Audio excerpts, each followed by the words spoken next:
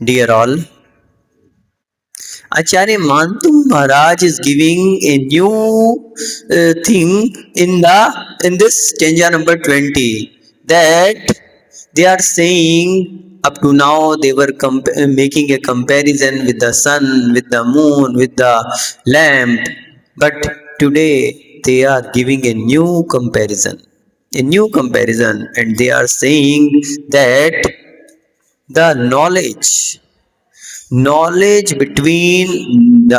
that abiding in the lords like Hari and Hara does not shine so brightly as does it in you.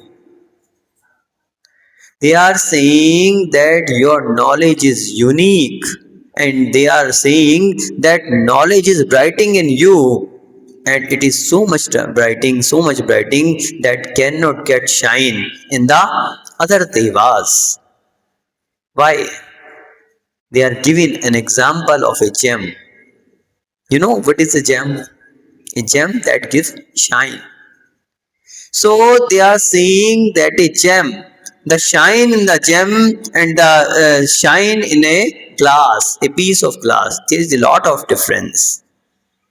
A piece of glass that shine because of sun rays, and even then that cannot make the comparison with the sparking gem.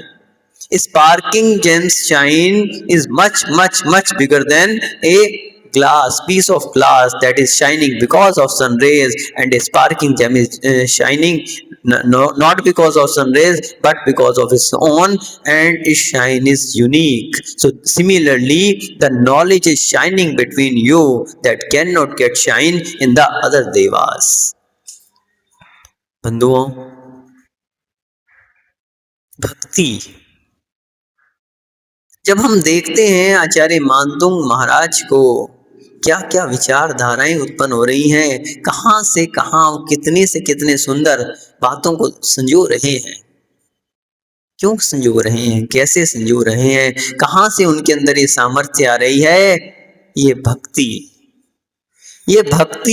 देती है शक्ति, ये भक्ति देती है शक्ति। जो जो वो आदिनाथ भगवान की स्तुति करते करते चढ़ते चले जा रहे हैं, उस स्तुति को करने के लिए उन्हें और अधिक उत्साह आता जा रहा है, और अधिक उनके विचारधाराएं उत्पन्न होती जा रही हैं। एक एक पहरे में वो नई नए विशेषण दे रहे हैं, और एक विशेषण देते हैं तो नया विशेषण उनके हृदय में स्फुटित होता है, अगला विशेषण देते हैं तो और नया विशेषण उनके हृदय स्फुटित होता है। इस प्रकार से हर रोज नए नए तरीके से आदिनाथ भगवान की स्तुति करते करते चलते चले जा रहे हैं, और फिर कह रहे हैं कि आपकी स्तुति कहाँ तक करूं, आपके तो गुण ही अनंत हैं, किस किस गुण का बखान करूं, किसकी मैं आपको उपमा दूं, आप तो उपमा अतीत हैं, मैं तो आपकी भक्ति कर ही नहीं सकता। तो ये विशेषता रहती है एक भक्त की कि वो अपनी भक्ति में तल्लीन रहता है और अपनी लघुता को धारण किए रहता है। लघुता से प्रभुता मिले, प्रभुता से प्रभु दूर। लघुता से प्रभुता मिले, प्रभुता से प्रभु दूर।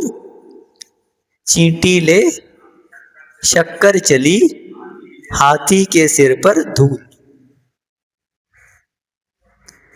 लघुता से प्रभुता मिलती है। प्रभुता कैसे मिलती है? लघुता से मिलती है।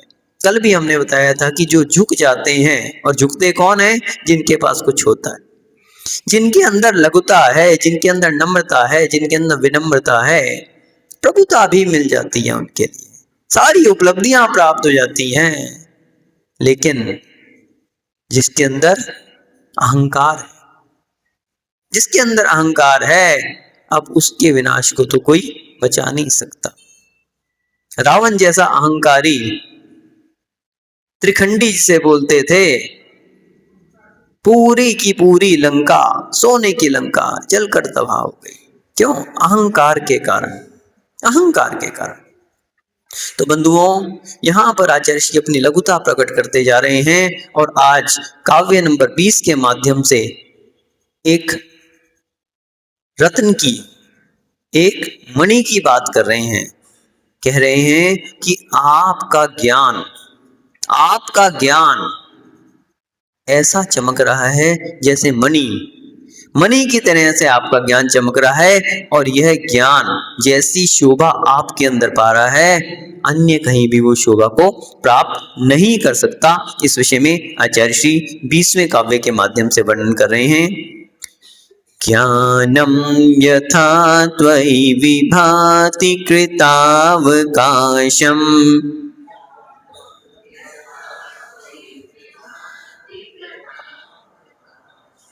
नैवं तथा हरिहरादिषु नायकेषु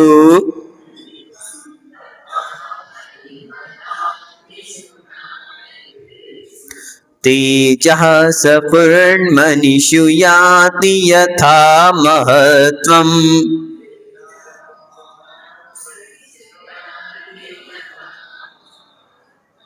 रेवं तु काचशकले किरणाकुलेऽपि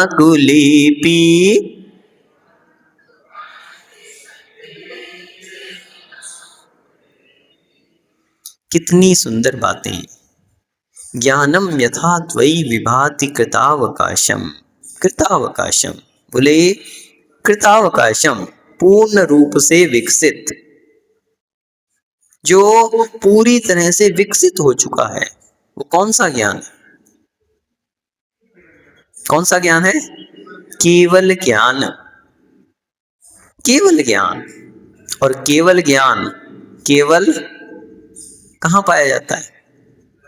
केवल ज्ञानी के पास पाया जाता है। केवल ज्ञान केवल केवल ज्ञानी के पास पाया जाता है, अन्यों के पास नहीं पाया जाता। केवल ज्ञान की विशेषता है कि वो मात्र केवल ज्ञानी के ही पास होगा। मति ज्ञान, शुद्ध ज्ञान प्रत्येक जीव में पाया जा रहा है, ठीक है ना। और अवधि ज्ञान एकमात्र देवों और नारकियों में, अथवा जो अवधि ज्ञानी मुनि हैं उनके अंदर पाया जा रहा है। मने प्रज्ञान एकमात्र मने प्रज्ञानियों में पाया जा रहा है, और केवल ज्ञान मात्र केवल ज्ञानियों में पाया जा रहा है। एक और बात केवल ज्ञान के विषय में, एक साथ कितने ज्ञान रह सकते हैं? एक साथ कितने ज्ञान रह सकते हैं? 4 ज्ञान एक साथ रह सकते हैं। जब हम आचार्य उमा स्वामी महाराज के तत्वार्थ सूत्र को देखते हैं तो वहां पर दूसरे अध्याय में उन्होंने एक सूत्र दिया कि एक को आदि लेकर अधिक से अधिक 4 ज्ञान हो सकते हैं। या तो एक ज्ञान हो सकता है, या 2 ज्ञान हो सकते हैं, या 3 ज्ञान हो सकते हैं, या 4 ज्ञान हो सकते हैं। 5 ज्ञान एक साथ नहीं हो सकते। 5 ज्ञान आपको पता ही है कौन कौन से हैं? मति ज्ञान, शुद्ध ज्ञान, अवधि ज्ञान, मने प्रज्ञान और केवल ज्ञान। अब अगर हम एक की बात करें कि एक कौन सा ज्ञान हो सकता है, तो वो कौन सा ज्ञान है? केवल ज्ञान। 2 ज्ञान होंगे तो मति ज्ञान, शुद्ध ज्ञान हो जाएगा। 3 ज्ञान होंगे तो मति ज्ञान, शुद्ध ज्ञान और अवधि ज्ञान हो जाएगा, अथवा मति ज्ञान, शुद्ध ज्ञान और मने प्रज्ञान ज्ञान हो जाएगा। और 4 ज्ञान होंगे तो मति ज्ञान, शुद्ध ज्ञान, अवधि ज्ञान और मने प्रज्ञान ज्ञान तो हो ही जाएंगे। लेकिन केवल ज्ञान अगर रहेगा तो केवल ही रहेगा, दूसरा नहीं साथ में रह सकता।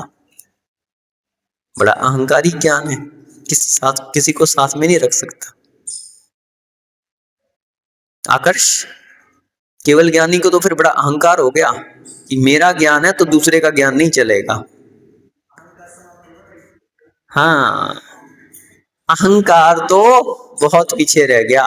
क्रोध, मान, माया, लोभ सब नष्ट हो गए। उसके बाद तो केवल ज्ञान हुआ है। अब आप कहेंगे कि यदि केवल ज्ञान में अहंकार नहीं है तो बाकी ज्ञानों को क्यों नहीं आने दे रहा? जो व्यक्ति नम्रीभूत होता है वो तो सभी को स्थान देता है। अब केवल ज्ञान बाकी ज्ञानों को क्यों नहीं बैठने दे रहा? बताओ विनोद भैया, प्रमोद भैया, केवल ज्ञान बाकी ज्ञानों को क्यों नहीं आने दे रहा?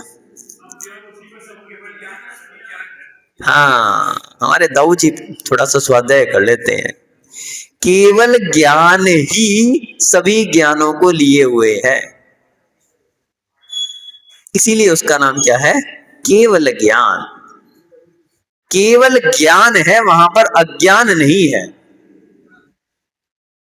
बाकी ज्ञानों में तो अज्ञान भी है।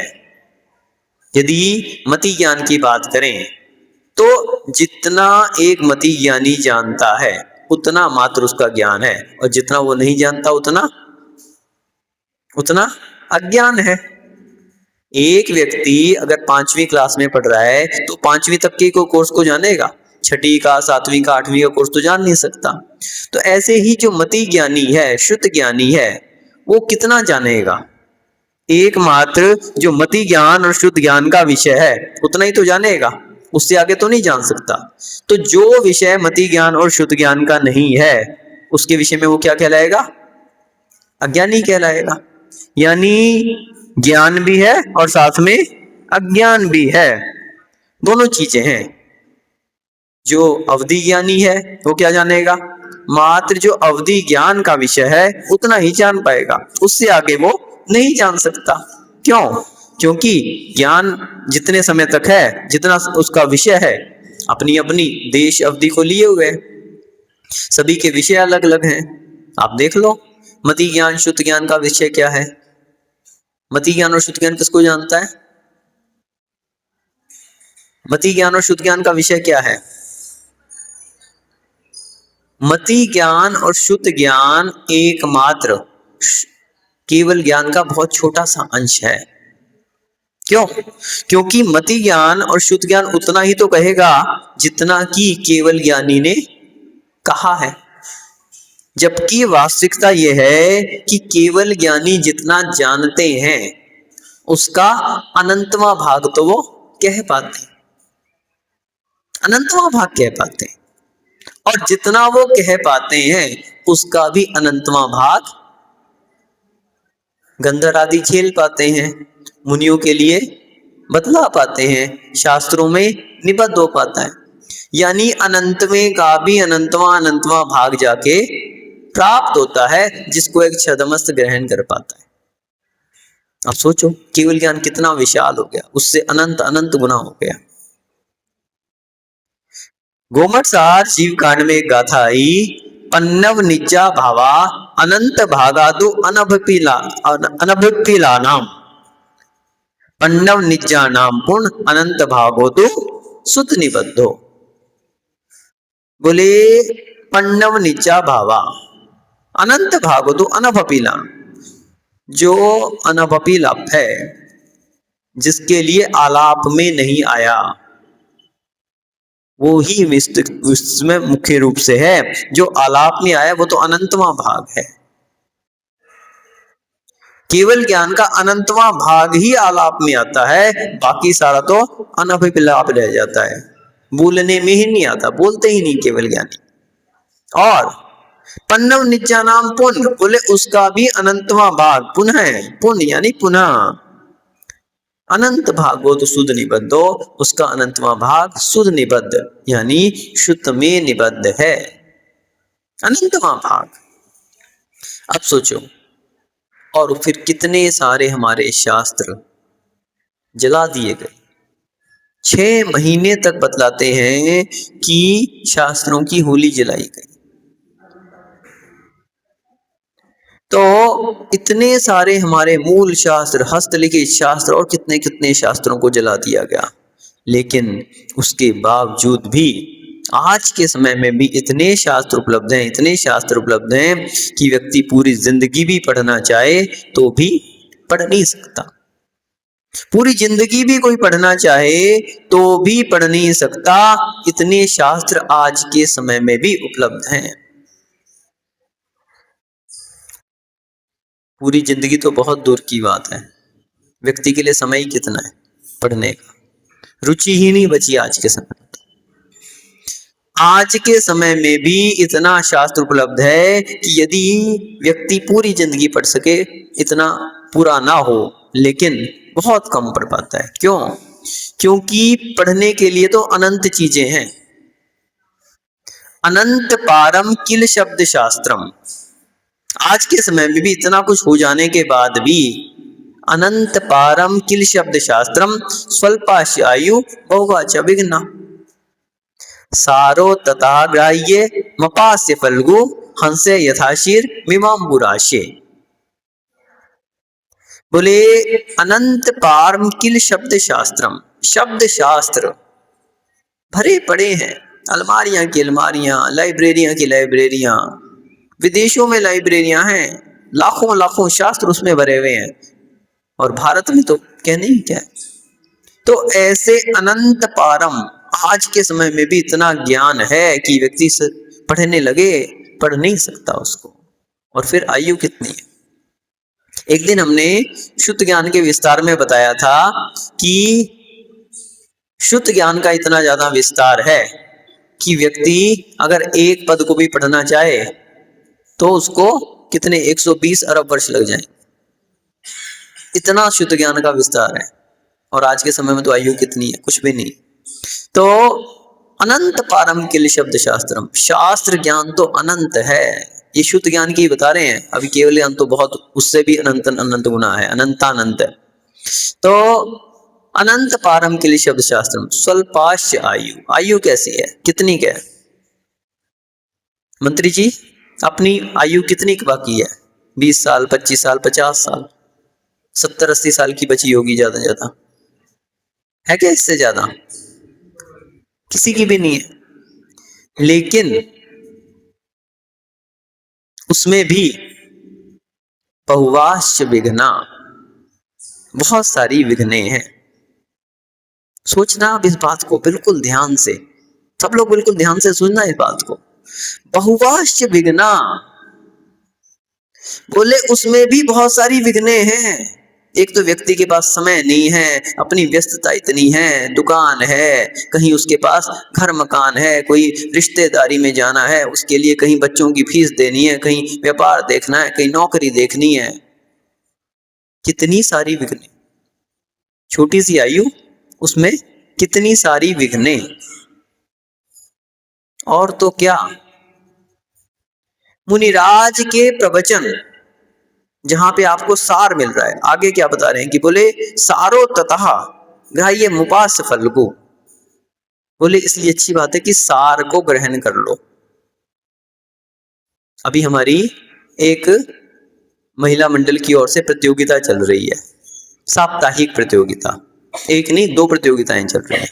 एक आपकी यहाँ पर प्रश्न पत्र दिए जाते हैं और एक ऑनलाइन चलती है, दोनों प्रतियोगिताएं चल रही हैं। वो किस पे चल रही हैं, शास्त्र सार समुच्चय ग्रंथ का क्या नाम है, शास्त्र सार समुच्चय। आचार्य माघनंदी महाराज ने आज से 2000 साल पहले एक शास्त्र लिख दिया, शास्त्र सार समुच्चय, जिसमें मात्र 203 सूत्र हैं, यानी तत्वार सूत्र से भी छोटा एक ग्रंथ जिसमें मात्र 203 सूत्र हैं। उस पर परम पूज्य गणाचार्य श्री 108 विराग सागर जी महाराज ने चूर्णी सूत्र लिखे, सूत्र को भी और उसके आगे खुलासा कर करके छोटे छोटे सूत्र लिखे। और कितने सूत्र लिख दिए, लगभग 3500 सूत्र, लगभग 3400 को सूत्र जो है उसमें लिख दिए। तो एक ग्रंथ तैयार हो गया जिसका नाम रखा गया चूर्णी सूत्राणी। चूर्णी सूत्राणी यानी शास्त्र सार समुच्चय, सभी शास्त्रों का जिसमें सार था उसको थोड़ा सा, क्योंकि इतना आपका हाजमा नहीं है कि आप उससे पचा सकें। तत्वार सूत्र को आप पढ़ो तो किसी के समझ में नहीं आएगा जब तक उसके खलासा ना पढ़ो, जब उस तक उसकी टीका ना पढ़ो। तो उसी तरह से आचार्य जी ने महान अनुकंपा की, बहुत सारी मेहनत करके और एक चूर्णी सूत्राणी ग्रंथ निकाला, जिस पर प्रतियोगिता चल रही है आपकी। 25 पेज पढ़ो एक हफ्ते में और 25 प्रश्नों का उत्तर दो, जो यहाँ पे ले जा सकते हैं यहाँ पे ले जाओ और बाकी ऑनलाइन भर लो। तो कह रहे हैं शास्त्र सार यानी सारम ततो ग्राह्य मुपास्य फल, इसलिए सार को ग्रहण करना अच्छी बात है। सारा कुछ तो प्राप्त कर नहीं सक पा रहे अपन, इतनी समय ही नहीं है अपने पास, और फिर विघ्ने बहुत सारी हैं। और अभी तो समस्या ये आ रही है कि सार को ग्रहण करने में भी विघ्ने आ जाती, सार को ग्रहण करने में भी विघ्ने आ रही है। मुनिराज सार बता रहे हैं कि चलो आप सारा नहीं पढ़ पा रहे तो सार ही ले लो, उसमें भी विघ्ने आती हैं। प्रवचन होते हैं, हम कहते हैं और कुछ नहीं तो कम से कम प्रवचन का समय निकाला करो, हमारे मंत्री जी बहुत बढ़िया, कम से कम प्रवचन के समय उपस्थित हो गए और किसी समय उपस्थित ना हो। मैंने कहा चलो अच्छी बात है, सार तो मिल ही जाएगा आप, और कुछ मिले ना मिले सार मिल जाएगा आपको। लेकिन लोग उसमें भी विघ्न करते, वो भी ना प्राप्त हो जाए उसमें भी दूसरे दूसरे विघ्न। तो इसलिए कहा कि सारम ततो ग्रहामुपास्य फल्गु हंसे यथा शीर मिवाम्बुराशे। उदाहरण दे रहे हैं हंस पक्षी का। हंस, हंस की क्या विशेषता होती है? सार को ग्रहण करता है, सार को ग्रहण करता है। जब हंस दूध में अपनी चोंच डालता है तो दूध फट जाता है, और फटने पर उसका पानी अलग हो जाता है, और जो उसका मुख्य सार है बस उसको ग्रहण कर लेता है।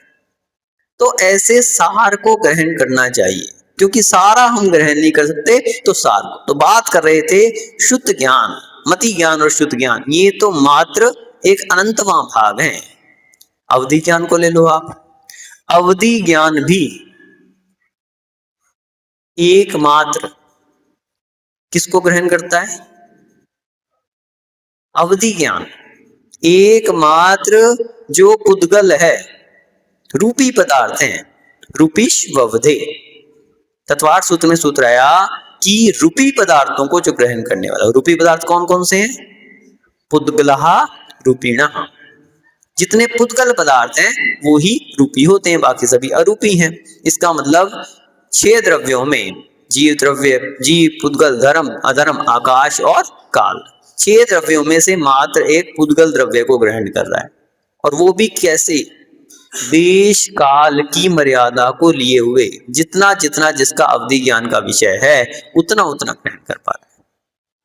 मन है प्रज्ञान एकमात्र मन की बात को जान रहा है, एकमात्र मन की बात को जान रहा है। उसमें भी ऋजुमति, विपुलमति। ऋजुमति तो सामान्य बात को जान रहा है, कुटिल बात को वो भी नहीं जान पा रहा, और विपुलमति है तो कुटिल बात को, लेकिन एकमात्र मन में स्थित पदार्थ को जान पा रहा है।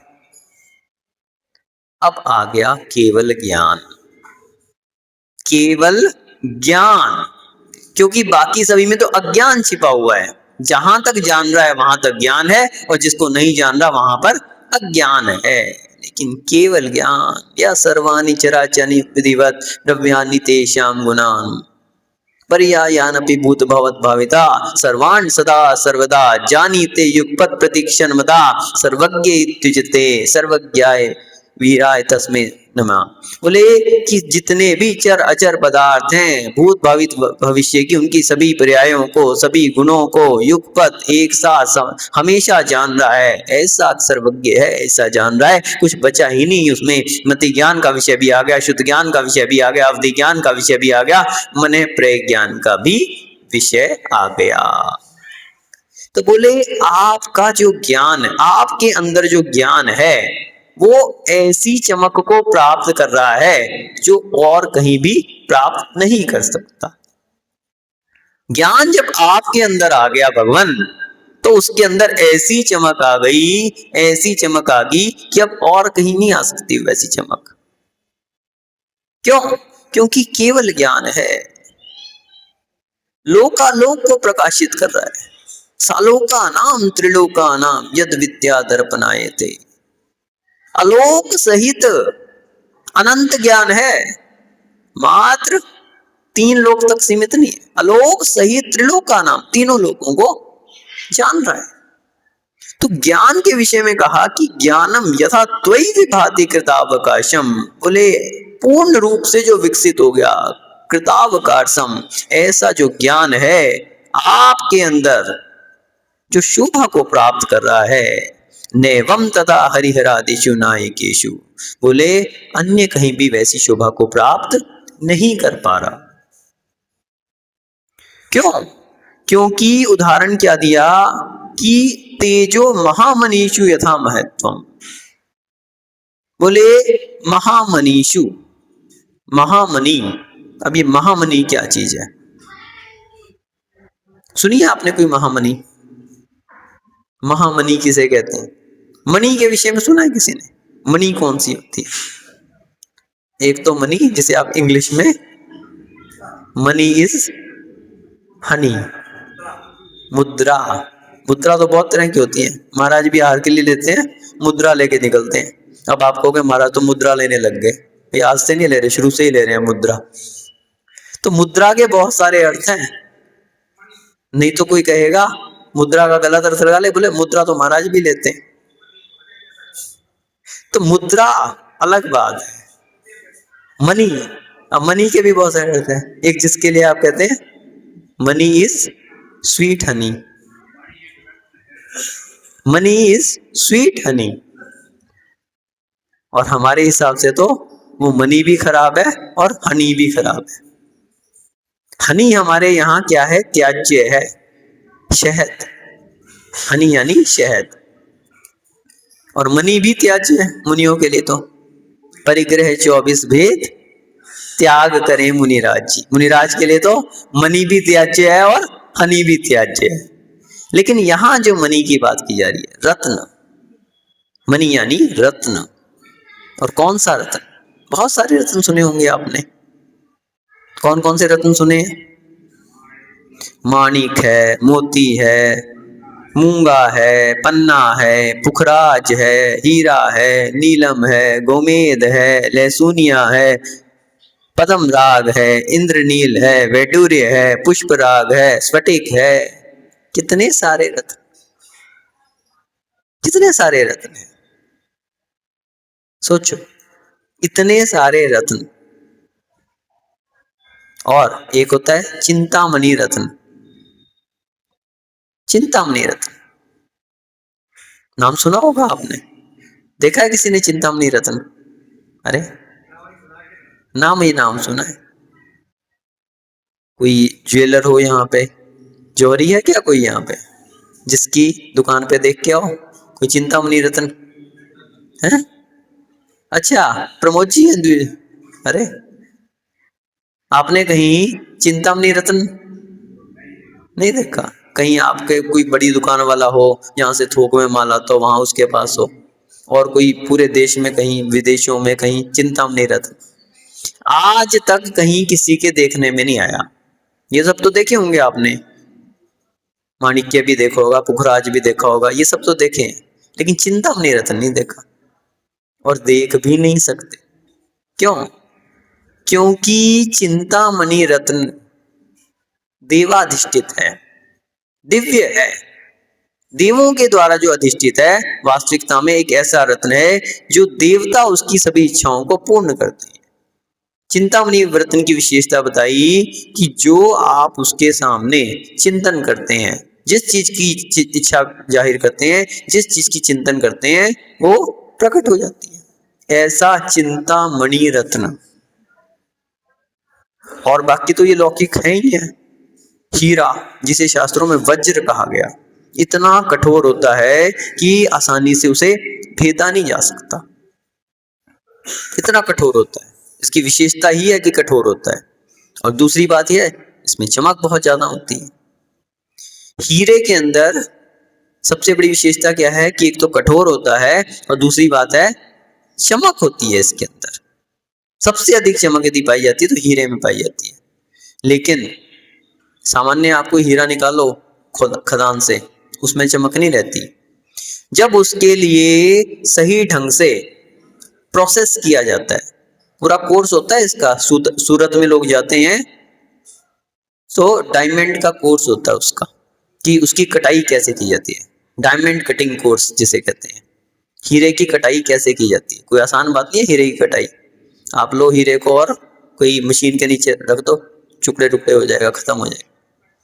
हीरे की चमक कैसे उसमें निखरे, इसके लिए उसमें बहुत तरीके से कटाई की जाती है। उसमें बहुत तरीके से, उसमें जो है ना, उसकी भी एक आर्ट है। ये डायमंड कटिंग बहुत बहुत महंगा कोर्स है ये डायमंड कटिंग का कोर्स। सूरत में जो इस तरह के सिखाए जाते हैं। और आप देख लो कितने सारे रत्न हैं। कहीं माणिक्य लाल रंग का, मोती, कल हमने गजमोती की बात की थी। गजमोती जो हाथी के द्वारा, हाथी के उससे प्रकट होते हैं, गजमोती। मूंगा, पन्ना, हरे रंग का, मरकत जिसे आप बोलते हैं, पन्ना। मध्य प्रदेश में एक शहर है पन्ना, जिला है पूरा पन्ना। और सबसे बड़ी विशेषता क्या है, वहां पर बहुत सारी खदानें लगाई जाती हैं, बहुत सारे वहां पर रत्न निकलते हैं, हीरे की खदान और बहुत सारी खदानें, तभी नाम ही पन्ना है उसका। पुखराज, नीलम, नील रंग का, नीले रंग का, गोमेद, आचार्य विराग साहब जी महाराज गोमेद की माला रखते थे, प्राय करके गोमेद ही की माला उनके पास रहती थी। लहसुनिया और भी बहुत सारे, पद्मराग। सूर्य में बतलाते हैं जो प्रतिमा सूर्य के विमान में है वो किसकी बनी हुई है, पद्म राग मणि की बनी हुई है। इंद्रनील, इंद्रनील कोई बता सकता है इसकी विशेषता क्या है? जो भगवान का समवचरण होता है उसमें नीचे जो धरती रहती है ना, जिसके ऊपर पूरा समवचरण बनाया जाता है, किसका बना होता है वो, इंद्रनील मणि का, उसका बेस बनाया जाता है, क्योंकि समवचरण तो अधर में होता है। कितनी ऊंची होता है वो,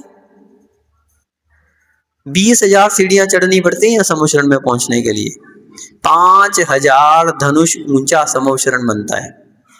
जब भगवान को केवल ज्ञान होता है तो वो पृथ्वी से 5,000 धनुष ऊंचे चले जाते हैं, और एक धनुष में 4 हाथ, एक धनुष में 4 हाथ, तो यानी 20,000 हाथ हो गए। तो अब उस पे पहुंचने के लिए आम आदमी कैसे पहुंचेगा? इसके लिए देवतागण एक एक हाथ की एक एक सीढ़ी का निर्माण करते हैं। ऐसी 20,000 सीढ़ियां, 20,000 सीढ़ियां। अब हमारे वो पीछे दादाजी बैठे हैं लाठी वाले, क्या नाम, शिखर चंद जी, बोले अब मैं तो नहीं चढ़ पाऊंगा 20 सीढ़ियां, नाम ही गिरनारी के नाम से हमें तो चिंता होने लगती है, शिखर जी के नाम से नाम ही शिखर चंद है, लेकिन इतनी मैं नहीं। समवचरण की विशेषता है कि लूले, लंगड़े, बहरे, कैसे भी बीमार, रोगी लोग भी अंतर मुहूर्त में 20,000 सीढ़ियां चढ़ जाते हैं, पता भी नहीं लगता। अंतर मुहूर्त लगता है उनको, अंतर मुहूर्त में वहां पे किसी के लिए कोई बाधा नहीं रहती। तो ऐसे नीलमणि जिसकी हम बात कर रहे थे, उससे बना हुआ इंद्र नीलमणि से उसका बेस तैयार होता है 5,000 हाथ ऊपर। तो जब हम रत्नों के विषय में देखते हैं बंधुओं, अनेक विशेषताएं हमारे शास्त्रों में मिलती हैं रत्नों के विषय में। कहीं अपने यहाँ वैडूर्य मणि का उल्लेख मिलता है, पुष्पराग का उल्लेख मिलता है, स्फटिक मणि का उल्लेख मिलता है। रत्नों की प्रतिमाएं, जितनी भी अकृत्रिम प्रतिमाएं हैं, प्राय करके रत्नों की पाई जाती है, ओरिजिनल रत्नों की, नकली की नहीं। नंदीश्वर द्वीप का वर्णन चला, रत्नों की प्रतिमाएं, दिन रात का भी जहां विभाग नहीं है। अब देखो रत्नों की शोभा कितनी होती है कि सूर्य की भी वहां पे आवश्यकता नहीं है। सूर्य की भी आभा को तिरस्कृत करने वाली रत्नों की प्रतिमाएं हैं वहां पर नंदीश्वर द्वीप में। अब सूर्य उगे हुए उदित हो या ना, पहली बात तो नंदीश्वर द्वीप में सूर्य चंद्रमा आदि जो हैं वो स्थिर ही रहते हैं। जितने भी 2.5 द्वीप के बाहर सूर्य चंद्रमा है वो कैसे रहते हैं, एक ही जगह रहते हैं, यानी जहां पे दिन है वहां दिन, और जहां रात्रि है वहां रात्रि ही रहती है। तो लेकिन वहां पर नंदीश्वर द्वीप में जो रत्नों की प्रतिमाएं, इतना बड़ा प्रकाश उनका कि सूर्य को भी तिरस्कृत कर दे, ऐसा। तो बोले कि आपका जो ज्ञान है मणि में जो जिस तरह से चमक रहती है, इस तरह से आपका ज्ञान है। जैसे मणि चमकती है, उसके अंदर की जो चमक है, अब कांच के अंदर वैसी चमक हो सकती है क्या? नहीं हो सकती। क्यों नहीं हो सकती? क्योंकि कांच, पहली बात तो उसके अंदर चमक होती ही नहीं है, और कहीं चमकता भी है तो किस कारण से चमकता है? सूर्य के प्रकाश से चमक रहा है। सूर्य के प्रकाश के कारण कांच में चमक आ रही है, लेकिन अपने अंदर उसमें कोई भी चमक नहीं है। तो इसी प्रकार से बोले जो मणियां हैं, लेकिन मणियों के लिए किसी बाहरी प्रकाश की आवश्यकता नहीं है। किसी भी आप जगह देखो जहां पे जमीन के अंदर कोई मणि निकलती है, जहां पर, अथवा कहीं अंडरग्राउंड कोई ऐसी प्रतिमा स्थापित हो जाती है जहां पे मणियों की प्रतिमा है, वहां पे किसी बाहरी प्रकाश की आवश्यकता नहीं है। ना किसी टॉर्च की आवश्यकता है, ना किसी आपके मोबाइल के प्रकाश की आवश्यकता है, ना ही सूर्य का प्रकाश वहां पहुंच पाता है। मणियों का ही इतना प्रकाश रहता है अपने आप में कि वो अपने आप से चमकती है, बाहरी प्रकाश की आवश्यकता नहीं है। तो उसी प्रकार से बोले कि आपका जो ज्ञान, आपके अंदर जो ज्ञान है, वो ऐसी शोभा को प्राप्त हुआ कि अब बाहरी पदार्थों के कारण वो नहीं चमक रहा, अपने आप से चमक रहा है। क्यों? बाकी जितने भी ज्ञान है, मति ज्ञान है, शुद्ध ज्ञान है, अवधि ज्ञान है, ये क्या है? बाहरी अवलंबन को लिए हुए हैं। मति ज्ञान है, शुद्ध ज्ञान है, कैसे होगा? तदिंद्रिया निंद्रिय निमित्तम, इंद्रिय और अनिंद्रिय। अनिंद्रिय किसे कहते हैं? मन को। तो इंद्रिय और मन के निमित्त से मति ज्ञान और शुद्ध ज्ञान होता है। बाहरी निमित्त की आवश्यकता है मति ज्ञान के लिए, और शुद्ध ज्ञान के लिए शुद्धम मति पूर्वम द्वैनेक द्वादश भेदम। तो शुद्ध ज्ञान कैसे हो रहा है? वो मति ज्ञान पूर्वक हो रहा है, उसी लिए मति ज्ञान की आवश्यकता है। जितने भी ज्ञान है बाहर के, अवधि ज्ञान है, वो अवधि को लिए हुए है, तो सभी ज्ञान जो हैं वो बाहरी निमित्तों से हो रहे हैं, लेकिन केवल ज्ञान एकमात्र आत्मा का ज्ञान है। बाहरी किसी निमित्त की आवश्यकता नहीं है उसके लिए। उसकी अपनी जो चमक है, जो ज्ञानावरणी कर्म के क्षय से उत्पन्न हो रहा है। एक बार ज्ञानावरणी कर्म का क्षय हो गया तो केवल ज्ञान प्रकट हो जाएगा। अब उसको कोई छुपा नहीं सकता, वो वास्तविक है, केवल ज्ञान है, वहां पे अज्ञान का काम नहीं बचा। तो बोले जैसे मणि की चमक होती है वो उसके अंदर होती है, बाहर से कहीं उसके लिए प्रकाश नहीं चाहिए। उसी प्रकार से जो आपका केवल ज्ञान है वो कहीं बाहरी अवलंबन को लिए हुए नहीं है, आपके अंदर का जो ज्ञान था, आत्मिक ज्ञान, उसको आपने प्रकट किया है, ऐसा आपका ज्ञान है। इसलिए वो ज्ञान जो है वो अन्य जगह नहीं पाया जा रहा। नेवम तथा हरिहर आदि नायकेश, बोले अन्य देवों में वो पाया ही नहीं जा रहा। क्यों? बाकी जितने भी लोग हैं वो छतमस्त हैं, छतमस्त है। उनका ज्ञान कैसा है? शायोपश्मिक ज्ञान है। लेकिन आपका ज्ञान कैसा है? शाही ज्ञान है। किसी ने एक प्रश्न किया कि अगर आपके लिए राम के मंदिर में ले जाया जाए तो आप राम की प्रतिमा को नमस्कार करेंगे या नहीं करेंगे? आचार्य विराग सागर जी महाराज से किसी ने प्रश्न किया। एक बार अयोध्या जा रहे थे आचार्य जी, अयोध्या की तरफ प्रवास चल रहा था, तो बोले अगर आपको राम मंदिर में ले जाएं तो वहां राम की प्रतिमा को आप नमस्कार करेंगे या नहीं करेंगे? आचार्य जी ने बहुत सुंदर उत्तर दिया। बोले यदि वीतरागी राम प्रभु की प्रतिमा होगी तो उसको मैं नमस्कार करूंगा, और सरागी अवस्था में यदि महाराजा की अवस्था में राम की प्रतिमा होगी तो चाहे वो राम की प्रतिमा हो अथवा महावीर की प्रतिमा भी क्यों ना हो, उसको भी मैं नमस्कार नहीं करूंगा। हमारे यहाँ वीतरागता पूज्य है।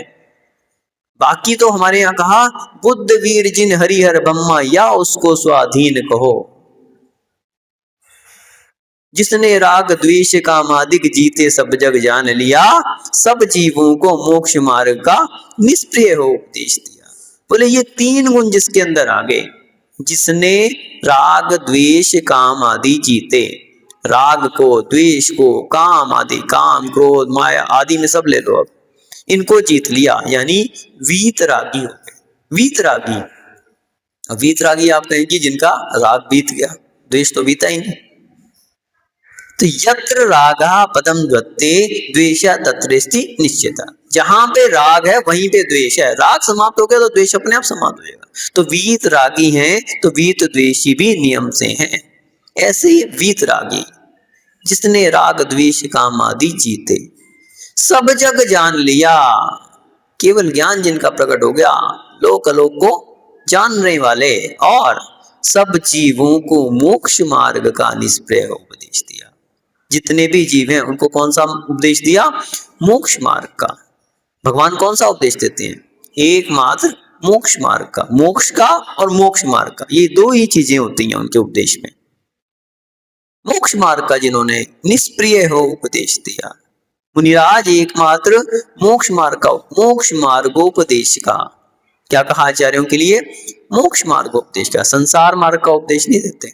हमारे पास लोग आते हैं, महाराज कौन सा कोर्स करें, कौन सी पढ़ाई करें, कौन सी दुकान कर लें, कौन सा धंधा कर लें, कौन सी नौकरी करें। हमने कही मोक्ष मार्गोपदेश का, संसार मार्गोपदेश का नहीं है, एकमात्र मोक्ष मार्ग का उपदेश देते हैं।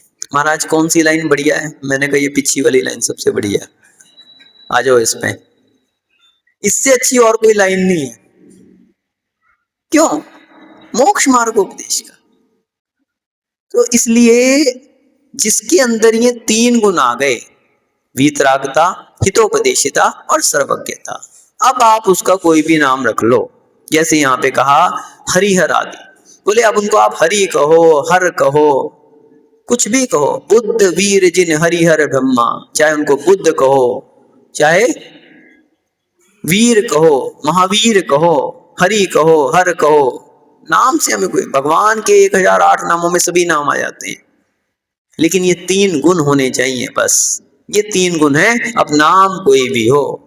तो ये कह रहे हैं कि यहाँ पर नेवम तुकाच शक्ले किरणा कुलपी तेजो महामनीषीयता महत्वम, बोले जो ऐसा मणि का जो प्रकाश है, जो अंतरंग से उत्पन्न होता है, वैसा प्रकाश कांच के अंदर नहीं पाया जाता, वैसा जैसा प्रकाश वीत रागी सर्वज्ञ हितोपदेशी हे आदिनाथ भगवान आपके अंदर है, वैसा रागी द्वेषी देवों में नहीं पाया जाता, रागी द्वेषी देवों में वो नहीं पाया जाता। तो इसलिए यहाँ पर आचार्य कह रहे हैं कि हे भगवान, ज्ञान ने आपके अंदर आके ऐसी चमक को प्राप्त किया, कृतावकाशम पूर्ण रूप से विकसित जो ज्ञान था, त्वयि विभाति आपके अंदर सुशोभित होता है, एवं तथा वैसा ज्ञान हरिहरादिषु रागी द्वेषी कोई भी देव हैं, नायकेषु देवों में ना शोभ्यते नहीं शोभित होता, यथा जैसे तेजा जो तेज महामनीषु महामनियों में महत्वम याति जो महत्व को प्राप्त करता है, तू तथा किरण कुले अपि, बोले निश्चय से वैसा महत्व किरणा कुलित सूर्य के द्वारा जो किरणें आ रही हैं उनसे जो आकुलित हो रहा है, कांच शक्ले कांच के टुकड़े में ना एवं विभाति उस प्रकार से शोभा को प्राप्त नहीं होता। यहाँ पर आचार्य जी ने बहुत सुंदर शब्दों में आदिनाथ भगवान की भक्ति की, और इस 20वें काव्य के विषय में कहानी आती है। एक भक्त श्रावक अन्य मिथ्या देवी देवों के पास निदान हेतु गया, लेकिन वहां पर एक सच्चे मुनिराज के पास गया और उसने दुखड़ा सुनाया कि हमारी शादी होने पर भी गोद खाली है, हमारी शादी तो हो गई लेकिन गोद खाली है, बहुत सारे लोगों की परेशानियां रहती हैं, निसंतान हैं, तो सौभाग्य में वृद्धि नहीं हो रही, धन का लाभ भी प्राप्त नहीं हो रहा, कोई उपाय बताइए। तो उन्होंने इस 20वें काव्य के विषय में कहा।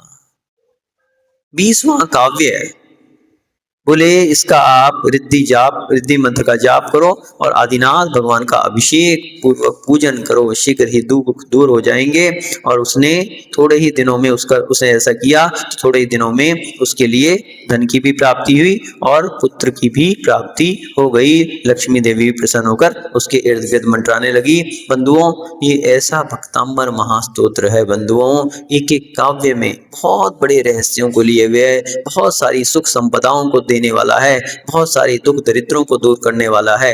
एक एक काव्य का अपना अपना महत्व है और ऐसा आपके लिए 48 दिवसीय ये शिविर प्राप्त हो रहा है, जिसमें एक एक काव्य का आपके लिए विवेचन किया जा रहा है और प्रतिदिन 48 के 48 काव्यों के द्वारा विधान हो रहा है।